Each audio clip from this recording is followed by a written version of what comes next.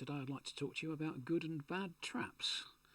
I mean, any trap that your opponent falls into has got to be a good trap, but let me show you.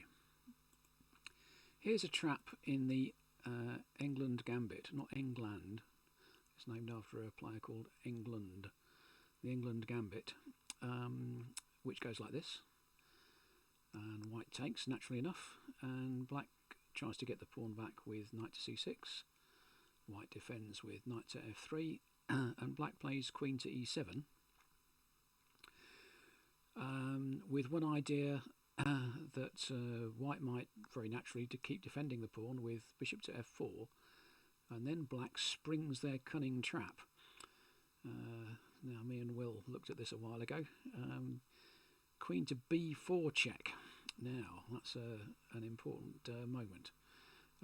Black's threatening the king with check. Is also threatening the bishop, so it's a fork, and is threatening the pawn. So it's this is a big move with lots of threats available. To save the bishop, naturally enough, you go bishop to d2, and then black can get a pawn back, not capturing on the same square, but a pawn back on b2, and then suddenly black's threatening the rook in the corner. So, what on earth is white going to do about this? Well, one of the things you can do about this is knight to, bishop to c3, and then we've got that defends the rook in the corner through a kind of an X-ray defence, as you might say, acting through the queen. But that very much falls into black's trap, because after bishop to b4, now the bishop is threatened twice by black pieces and defended only once, so that's in danger of being lost. And if white takes the bishop, which is a fair exchange, I suppose, then black will take the queen. Black will take the rook with the queen on a1. So obviously white doesn't want that to happen, and defends the bishop with queen to d2. Black takes with bishop takes on c3. If you take with a knight, then the rook in the corner goes again, so white takes back with the queen, and everything's hunky-dory now. That nasty bishop has gone. We're defending the rook again, and white can finally relax, except that queen to c1 check is check and mate. There's no way that white can move the king nor put anything in the way. So that's a famous trap, well, very well known. Lots of coaches have shown that before. But the thing to understand about it, I suppose, is it's a bad idea. White certainly made a terrible mistake after, in this position, playing bishop to d2, followed by queen takes b2, and now we were desperate to hang on to everything. Bishop to c3 isn't the only move to hang on to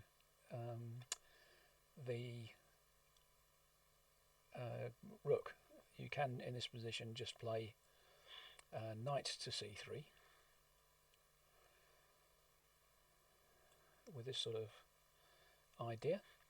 And now let's have a count up. White's got 5 and 2, 7 pawns. Black's got 7 pawns, so that's even. But look at the positions of the pieces. White's got 3 pieces developed. Bishop on d2 is not much to write home about. And has got an open file for the rook, which can move to b1. And this position is really rather good for white. So if white just plays one move different to defend the rook, we go from a position where black's hopeful of checkmate to where black is actually struggling to survive. And this is a near winning position for white. If you turn on the computer and say how good is this for white, it says this is white's nearly a piece worth of activity up. That's to say it's almost worth giving up a piece for white to get to this position. I mean, I wouldn't, but it's a really very good position for white. And so that's when white kind of falls to the main line. There are other moves that you can play here for white in the main line, which are even easier to for white to negotiate. For example, on move 3 after queen to e7, if you know that black's going to get their pawn back, you're not that fussed about hanging on to it. Just play knight to c3. White gets their pawn back. You play e4, and how about this position? Both sides have got two pieces out, but this black queen really doesn't belong on e7. It's blocking the bishop. We've got some ideas of maybe moving the knight to d5 at some point. This is not a comfortable position for the queen to be in. White's got very easy development. Both bishops can get out nice and easily, which is more than can be said for black's bishops. And this again is a position that white would be happy to have a pawn or two to get to. What Stockfish gives white's advantages about a pawn here. So white, it's just not a good trap. That white, with very, very simple moves, can avoid getting checkmated and get an easily better position. And this is all when white is doing what black rather wants them to. So that's a bad trap. Let me show you a good trap, which is actually also a little course in tactics in itself. It was invented, discovered by Siegbert Tarrasch, and actually played it, was able to play it in a game. And it starts, instead of d4, with e4, e5, knight f6, knight c3, and bishop to b5, the Ruy Lopez. I think it's probably pronounced Ruy Lopez or something like that. And when I was taught it by my uncle, who had a strong Suffolk accent, and he called it the Ruy Lopez, and I thought it was Royal Lopez or something. Anyhow, Ruy Lopez, we say. And white's sort of kind of threatening to take this pawn with an idea like bishop takes c6, d takes c6, knight takes e5. And we've won a pawn, except that in this position, the white's got two undefended bits in the centre and another undefended pawn here, and it's not hard to pick out a couple of squares for black to move their queen to, which will fork the knight and one of the pawns, and doubtless get at least one back. I mean, the better move is to play queen to d4, and then you, after the knight moves, you win the e pawn, and central pawns are worth taking back. So white's not really threatening to win a pawn yet, but that may become a threat later. So in the Steinitz variation, black defends the pawn with d6 straight away, and just says, let's not get fancy about it. I'll hang on to that strong central e5 point, and while that's strong and stable in the centre, to coin a phrase, white's not going to be able to get round that and do much damage to me. White continues with d4, hitting that e5 point. Black plays bishop to d7, knight to c3, natural development, bishop to e7, castles, knight to f6, and now rook e1. And so far so good. And what black would prefer to do here, and used to do before the 1890s, was to play castles, and that's another very safe and solid move. But that's one safe move too many. White can actually win a pawn here, and if black tries to hit back and win the pawn back, white wins at least in exchange. So in fact, in this position, instead of castles, we now know that white has to give up that strong point in the centre with e takes d4. Let me show you why. Castles, and how are you going to try and win a pawn here? Well, let's remove one of the defenders of the e6 as of the e5 pawn with bishop takes c6, takes back, takes on e5, takes on e5, and just so we don't get distracted, takes on d8, and takes back on d8 with the rook, the queen's rook. And now knight takes e5. Hurrah, we've won a pawn. Well, have we? Bishop takes e4. The pawn on e4 was just outnumbered. And has black been clever here? Because knight takes e4, knight takes e4, and it may look as though the rook was defending the pawn on e4. I said it was outnumbered. I mean, it looked like 2 against 2, didn't it? But in fact, if white now captures back on e4, rook to d1 check, rook e1 takes, and that's checkmate. So going back to this position, taking on e4, takes and takes, and we've got a position where black seems to have won their pawn back happily, but it's white's move.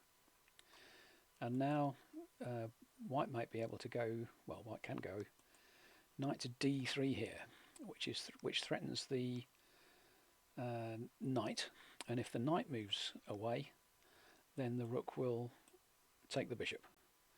So there's I don't know if you call that a pin or a skewer with pieces of equal value, but that's certainly a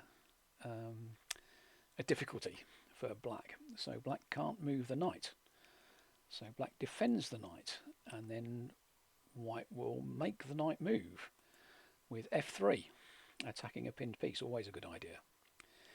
But that allows black a defence with bishop to c5 check, and knight takes c5. Knight takes c5, and now white's got one last trick up their sleeve. Bishop to g5, which is not a subtle threat. It attacks the rook on d8, which must move or black will lose the exchange. And worse than that, we're threatening to move the bishop to e7 with a fork of the knight and the rook, and that will win something, either a piece if the rook moves or an exchange if the knight moves. And so anticipating this threat and trying to make it possible for the rook to escape, black plays rook to d5. Black follows through with bishop to e7, and in a game played between Tarrasch and Marco in 1892, black resigned here. Why did black resign? Well, if you just move the rook out of the way, black's tried terribly hard to hang on to everything, but it's just too wobbly. We've got one last winning move, c4 here, removing the guard of the knight on c5, and finally black must lose material, lose a piece. So this very clever line, this very magnificent piece of analysis, is like a little course in tactics all by itself. We've seen pins and forks and skewers and underminings and overloadings and goodness knows what else. Really remarkable. And another notable thing about it, I mean, you think, well, how dumb was Marco to fall into this? Well, Marco was one of the top 10 players of his day, and a magnificent writer. No mug at all, except that a little while before playing this game, Tarrasch actually published this whole line in a magazine explaining why black couldn't safely castle on move 7 before winning this game against Marco. Anyhow, but I think there was one or two tactical points I'd just like to make about that. It was a long while ago. We played queen takes d8, and we took back with the a rook. Take back with the f rook, and takes on e5, takes on e4, takes on e4, takes on e4, and we've still got a back rank mate if we take it, but knight to d3 creates the same problem, f3, and we've got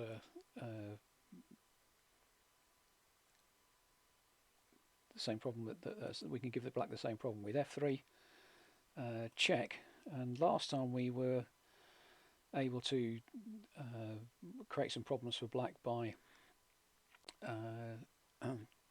moving the bishop out, but in this position we can just sidestep to f1 and win a piece. Black's got the knight attacked, and if the knight moves, the bishop will fall. That doesn't quite work in the other line. Let me show you that one with the rooks in the other way around. So that if bishop to c5 check with the rooks on f8 and d8, sidestepping doesn't work quite so well. We retreat with the bishop, takes, and now f takes e4 attacks the knight with check from the rook on f8. And if knight to f4, if the knight goes back to f2, obviously it's en prise, g5, and white will take on e4, nothing better, takes, and this position is about equal. Anyhow, super piece of analysis, but I think what I'd like to say about that is that the trap is set by playing rook to e1. Now, there's nothing objectionable about any of white's moves. They're all very natural moves, and the trap appears to sort of emerges out of white's good moves, and that's the best sort of trap. You play a trap with a move that's not awkward, forced, unusual, daft, strained, anything like that. These are very, very good moves, accurate moves, and black's offered a chance to fall into a trap without white risking falling into a bad position. So that's good and bad traps. I think that's a pretty good one. See you next time.